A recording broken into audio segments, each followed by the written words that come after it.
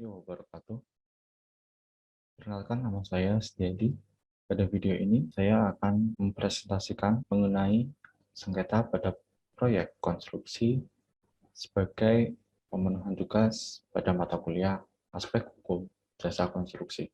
Pada presentasi ini, saya mengambil judul berupa sengketa konstruksi proyek pembangunan jalan tol Cipularang tahap 2, paket 2, ruas Purwakarta Selatan. Agenda pembahasan pada presentasi ini yaitu yang pertama, gambaran umum proyek, dilanjutkan dengan penyebab sengketa, penyelesaian sengketa, dan ditutup dengan kesimpulan. Masuk ke pembahasan pertama yaitu gambaran umum proyek. Proyek pembangunan jalan tol Cipularang tahap 2, paket 2, ruas Purwakarta Selatan, selanjutnya disebut proyek, diawali dengan ditandatanganinya kontrak kerja antara PT Jasa Marga Persero, selanjutnya disebut termohon, dengan PT Adikarya Persero, selanjutnya disebut pemohon, dengan nilai kontrak sebesar 295 miliar rupiah. Jalur tol Cipularang sepanjang 41 km yang dibangun dengan biaya senilai 1,6 triliun itu merupakan jembatan yang menghubungkan tol Padalenyi ke tol Cikampek, Jakarta.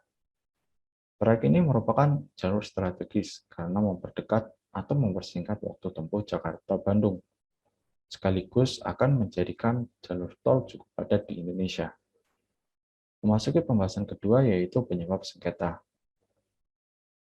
Pada proses pelaksanaan konstruksinya, terdapat beberapa permasalahan yang mengakibatkan adanya klaim dari pemohon yaitu PT Adikarya.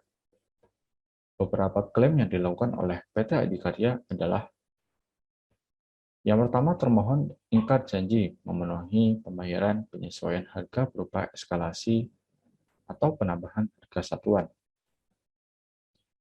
Pada perjanjian kedua belah pihak, masalah eskalasi ini dimungkinkan apabila jangka waktu pelaksanaan terlampaui yang tidak diakibatkan oleh keterlambatan atau kelalaian atau kesalahan penyedia jasa. Adapun peristiwa-peristiwa yang menimbulkan terjadinya eskalasi adalah kebijakan pemerintah menaikkan BBM, serta diterbitkannya kebijakan mengenai kenaikan upah minimum kabupaten atau kota Jawa Barat oleh Gubernur Jawa Barat.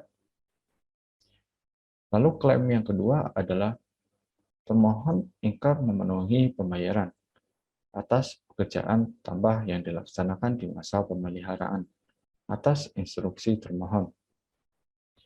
Setelah memasuki periode pemeliharaan, pemohon masih melakukan pekerjaan-pekerjaan tambahan di luar ruang lingkup pekerjaan yang diserah terimakan dalam serah terima sementara yang diperintahkan oleh termohon.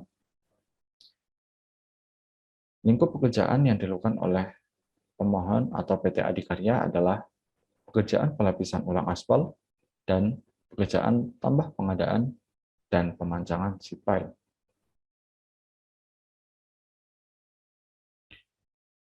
Untuk menyelesaikan sengketa yang terjadi,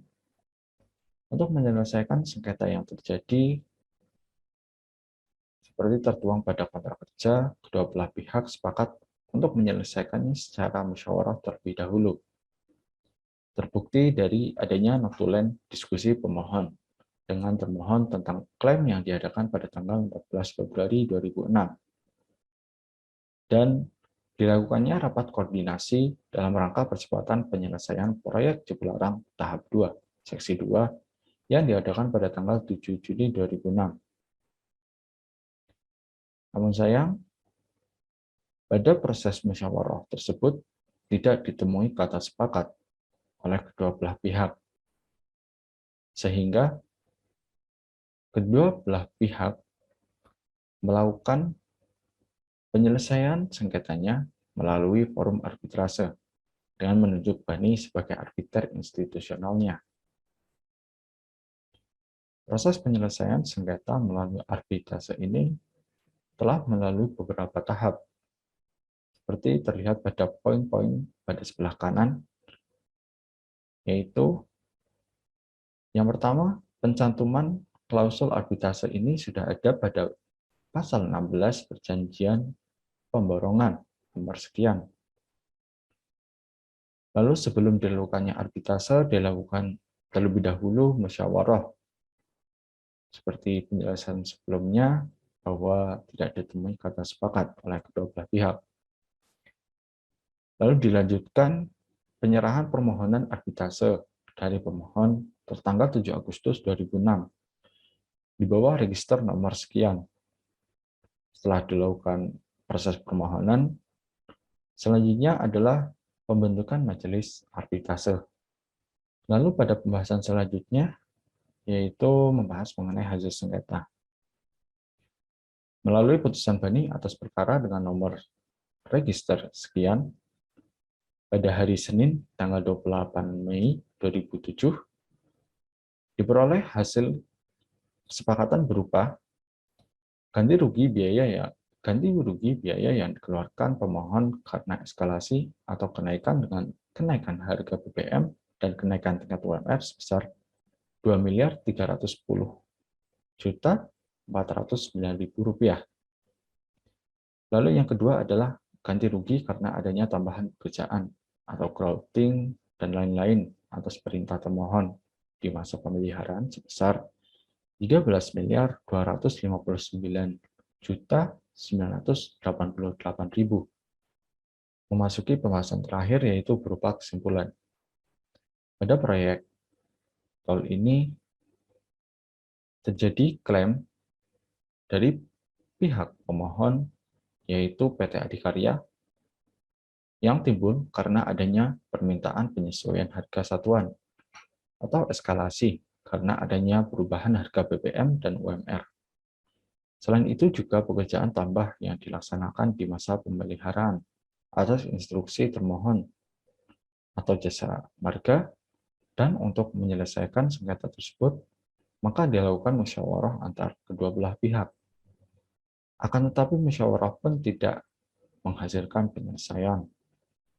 Maka sebagaimana telah disepakati di awal penyelesaian, sengketa dilanjutkan melalui forum arbitrase dengan diajukan ke Badan Arbitrase Nasional Indonesia atau BANI.